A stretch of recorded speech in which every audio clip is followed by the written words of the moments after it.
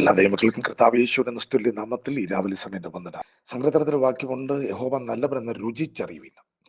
എന്നെ രുചിച്ചറിയുമ്പോൾ കറി ഉണ്ടാക്കിയാൽ ആ കറി കണ്ടാൽ നമുക്ക് അതിന്റെ ഗുണഗണങ്ങൾ മനസ്സിലാകത്തില്ല. അപ്പൊ കറി രുചിച്ചറിയണം.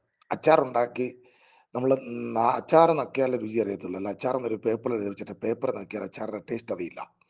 അപ്പോൾ യഹോവയായ ദൈവത്തെ നിന്റെ വ്യക്തിപരമായ ജീവിതത്തെ നീ രുചിച്ചറിയണം.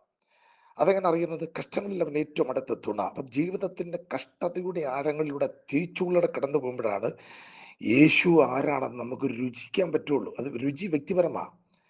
എൻ്റെ ഭാര്യയ്ക്ക് രുചിയുള്ളത് കൊണ്ട് എനിക്ക് ആ രുചി കിട്ടണമെന്നില്ല. എനിക്ക് രുചി കിട്ടണമെങ്കിൽ ഞാൻ രുചിക്കണം. എനിക്ക് രുചി ഉള്ളത് കൊണ്ട് നിങ്ങൾക്ക് ആ രുചി ഉണ്ടാവണമെന്നില്ല. നിങ്ങൾ യേശുവിന്റെ രുചിച്ചറിയണം.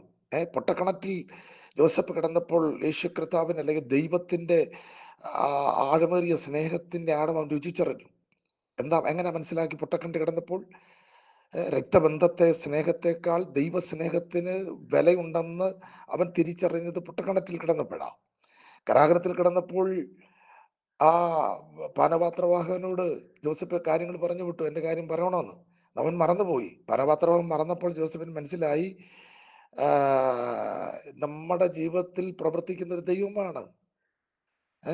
മനുഷ്യൻ മറന്നു പോകുന്നവനാണ്, ദൈവം മറക്കാത്തവനാണെന്നുള്ള ഒരു ബോധ്യത്തിലേക്ക് ജോസഫ് വന്നത് കാരാഗ്രഹമാണ്. ഇന്ന് പകൽ പരിശുദ്ധാത്മാവ് പറയുന്നത്, എൻ്റെ ജീവിതത്തിൽ വരുന്ന എല്ലാ കഷ്ടതകളിലും ദൈവത്തെ കൂടുതൽ ഒന്ന് രുചിച്ചറിയുവാൻ അതിന് മുഖാന്തരമാക്കി നീ അതിനെ മാറ്റണം. അപ്പോൾ സാത്താൻ അവിടെ തോറ്റു, നീ ജയിച്ചു. യഹോവ നല്ലവനെന്ന് രുചിച്ചറിയുന്നവൻ ഭാഗ്യവാൻ. ദൈവം നമ്മളെ അനുഗ്രഹിക്കട്ടെ. ആ ഒരു അറിവിലേക്ക് നമുക്ക് പ്രവേശിക്കാം. ആമേൻ.